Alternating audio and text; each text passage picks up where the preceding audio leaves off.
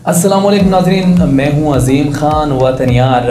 आज हम medical billing field में आरसीएम के ऊपर बात करेंगे। नाज़रीन, आरसीएम किसी भी हेल्थ सिस्टम में बैकबोन की हैसियत रखते हैं। जितना ज़्यादा वेल स्ट्रक्चर हमारा आरसीएम सिस्टम होगा, उतना ही ज़्यादा डॉक्टर्स के लिए और कंपनीज़ के लिए रेवेन्यू जनरेट होगा।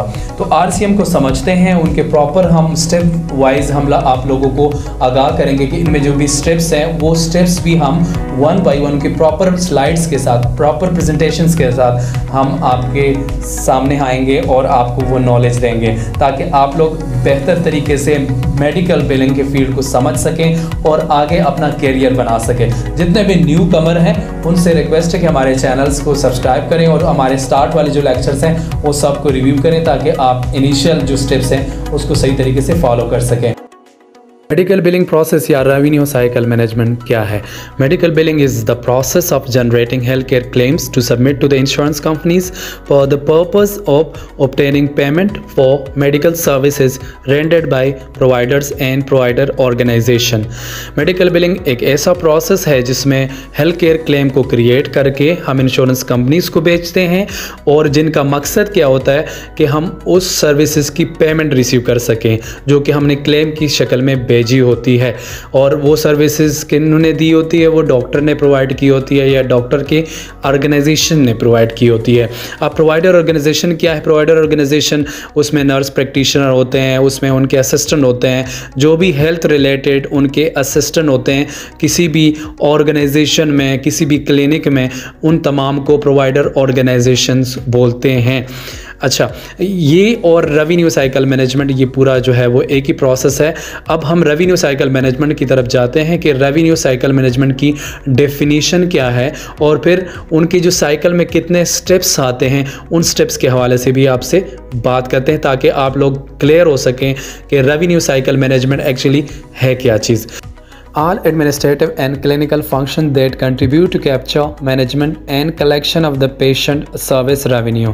जितने भी स्टाफ होते हैं जो भी कंट्रीब्यूट करते हैं रेवेन्यू जनरेट करने के लिए, वो तमाम तर लोग वो रेवेन्यू साइकिल मैनेजमेंट का पार्ट होता है, उसका हिस्सा होता है। उसमें एडमिनिस्ट्रेशंस होते हैं, फ्रंट डेस्क ऑफिस होते हैं जो भी कॉल्स करते हैं पेशेंट के अपॉइंटमेंट के लिए, साथ साथ जो IT टीम होती है, इसके अलावा नर्स प्रैक्टिशनर होते हैं जो डॉक्टर के यानी क्लिनिकल फंक्शन उसमें जो आते हैं, सारे मेडिकल स्टाफ उनको क्लिनिकल फंक्शन में होता है। तो इससे रेवेन्यू जनरेट करने के लिए तमाम तर जो फंक्शन होते हैं उनको रेवेन्यू साइकिल मैनेजमेंट बोलते हैं। अब एक साइकिल की ऊपर बात करते हैं रेवेन्यू साइकिल मैनेजमेंट की कि पेशेंट्स के अपॉइंटमेंट से लेकर फिर एलिजिबिलिटी चेक करके फिर उनको क्लेम कर सबमिट करते हैं इंश्योरेंस को, फिर पेमेंट पोस्टिंग की बात करते हैं और अगर डिनाई हो जाता है फिर डिनाइल हो जाते हैं, उसमें काम करते हैं, फॉलोअप करते हैं और उसके बाद फिर रिपोर्टिंग होती है। अगर पेड हो जाते हैं तो प्रॉपर हम रिपोर्ट करके डॉक्टर को भेज देते हैं। जो फर्स्ट स्टेप हमारे पास था आरसीएम में वो था एलिजिबिलिटी का और पेशेंट के डेमोग्राफिक का। What is eligibility check? The process in which a medical billing team determine a patient's insurance coverage for medical services as well as the patient's financial responsibility। Eligibility check क्या है? उसमें क्या होता है, कैसा process है जिसमें एक मेडिकल बिलिंग टीम क्या करती है, वो पेशेंट की इंश्योरेंस कवरेज के बारे में पता करती है, मालूम करती है कि वो जो मेडिकल सर्विसेज रिसीव करेगी तो वो कवर है कि नहीं है। इसके अलावा पेशेंट की फाइनेंशियल रिस्पॉन्सिबिलिटीज़ कितनी है, उसका कोपे कितना है, उसका डिडक्टेबल कितना मेट हुआ है, ये सारी चीज़ें जो है वो एलिजिबिलिटी चेक में ही आइडेंटिफाई होती है। वो किस डेट से किस डेट तक जो है वो पेशेंट एक्टिव है, कवरेज उनकी कब से कब तक है, तो ये सारी जो डिटेल्स है ये एलिजिबिलिटी चेक में प्रोवाइड की जाती है। उसका प्राइमरी केयर फिजिशियन कौन है और वो ये सर्विसेज ले सकता है कि नहीं ले सकता। तो एलिजिबिलिटी चेक बहुत ज़रूरी होता है किसी भी क्लेम के सबमिशन से पहले, क्योंकि वो नीट एंड क्लीन क्लेम जब सबमिट होगा तो क्लेम टाइमली पे हो जाएगा और डॉक्टर को टाइमली पेमेंट मिल जाएगी। अगला स्टेप क्या है जी? Why do we check eligibility? हम एलिजिबिलिटी चेक क्यों करते हैं, उसके क्या रीज़न हो सकते हैं? उसकी रीज़न ये है कि eligibility verification is the process of checking a patients active coverage with the insurance company and verifying the authenticity of his और हर क्लेम्स। एलिजिबिलिटी वेरिफिकेशन हम इसलिए करते हैं कि उनको पेशेंट के जो एक्टिव कवरेज है इंश्योरेंस के साथ वो है कि नहीं है। हम जो क्लेम सबमिट करें इंश्योरेंस को, क्या उसकी वो प्राइमरी पेयर है, सही इंश्योरेंस है उसकी या नहीं है। तो वो सारी जानकारी हमें क्लेम सबमिशन से पहले ज़रूरी होता है कि हम एलिजिबिलिटी चेक करें। उनके कोपे कितना है, उसकी प्राइमरी केयर फिजिशियन कौन सा है, उनके प्राइमरी पेयर कौन सा है, उनकी आईडी ठीक है, वो सारी डिटेल्स हमें पहले ही एलिजिबिलिटी में चेक करना होगा ताकि हमारा क्लेम जो है प्रॉपर तरीके से सबमिट हो सके, करेक्टली सबमिट हो सके। जब हम इनिशियल लेवल पे डेटा एंट्री में मिस्टेक नहीं करेंगे तो क्लेम हमारा टाइमली प्रोसेस हो जाएगा, सबमिट हो जाएगा और रिजेक्शंस उसकी नहीं आएगी।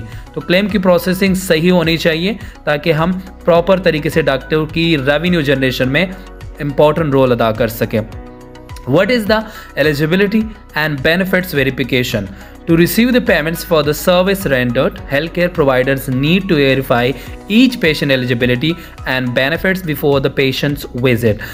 What is the eligibility and benefits verification?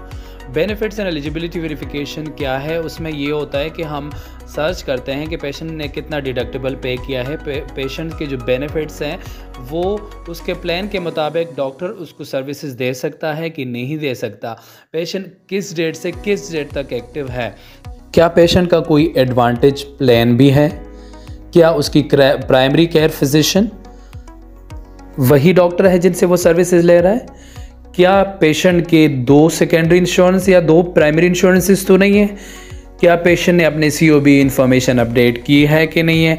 ये सारी चीज़ें बहुत ज़रूरी होती है बिफोर रिसीविंग द सर्विसेज, क्योंकि वो क्लेम्स फिर डिनाई हो जाते हैं। और डिनाइल क्या होते हैं उनके? What are eligibility denials? Eligibility denials क्या क्या हो सकते हैं? और भी कई डिनाइल्स है लेकिन जो मेजर होते हैं हमने यहाँ पे मेंशन किए। Medical advantage plan, COB denials, coverage termination, prior and after. ठीक है, उसमें मेडिकेयर एडवांटेज प्लान यही होता है कि हम अगर लेट सपोज मेडिकेयर उसकी प्राइमरी इंश्योरेंस है लेकिन एलिजिबिलिटी चेक करने के बाद वहाँ पे मेंशन किया होता है कि पेशेंट का कोई एडवांटेज प्लान भी मौजूद है, तो हम वो चेक करके उसकी ID लेके हम क्लेम मेडिकेयर के एडवांटेज प्लान को सबमिट करते हैं। अगर ऐसा हम नहीं करते तो क्लेम मेडिकेयर डिनाई कर देगी। फिर उसके बाद COB डिनाइल्स क्या होते हैं कि पेशेंट की प्राइमरी और सेकेंडरी अपडेट नहीं होती पेशेंट के एंड से, तो पेशेंट को इंश्योरेंस को कॉल करनी चाहिए कि उसकी कोऑर्डिनेशन ऑफ बेनिफिट्स जो है वो कौन से हैं, प्राइमरी इंश्योरेंस कौन सी है, सेकेंडरी कौन सी है। दोनों इंश्योरेंसेस को पता होने चाहिए कि मैं प्राइमरी हूं और दूसरी के सेकेंडरी है। तो ये जानकारी बहुत ज़रूरी है, अदरवाइज क्लेम डिनाई हो जाएगा COB के लिए। कवरेज टर्मिनेशन प्रायर से भी डिनाई हो सकते हैं और आफ्टर से भी हो सकते हैं। पहले भी डिनाई आ सकते हैं, अगर लेट सपोज उसकी कवरेज पहले है तो प्रायर कवरेज के डिनाइल आ जाते हैं, और अगर उसकी बाद के हैं तो बाद के डिनाइल्स भी आ सकते हैं। नाजरीन, हम मज़ीद जो इनके RCM के डिटेल्स हैं, उनके बाकी जो स्टेप्स हैं वो हम डिटेल्स प्रेजेंटेशन के साथ आप लोगों के साथ शेयर करेंगे 1 by 1। तब तक के लिए इजाज़त चाहिए। हमारे इस चैनल को ज़रूर सब्सक्राइब करें ताकि आपको ज़्यादा से ज़्यादा बिलिंग नॉलेज प्रोवाइड की जा सके, और हम कोशिश करेंगे कि जितने भी बिलिंग एक्सपर्ट्स हैं उनका इंटरव्यूज़ भी आप लोगों के साथ शेयर करेंगे ताकि आप उनके एक्सपीरियंस से भी सीखें कि वो कैसे इस फील्ड में आए और कैसे उन्होंने लर्निंग की। तो हमारे चैनल को सब्सक्राइब करके और ये शेयर करें अपने दोस्तों के साथ। Thank you so much. अल्लाह हाफिज़।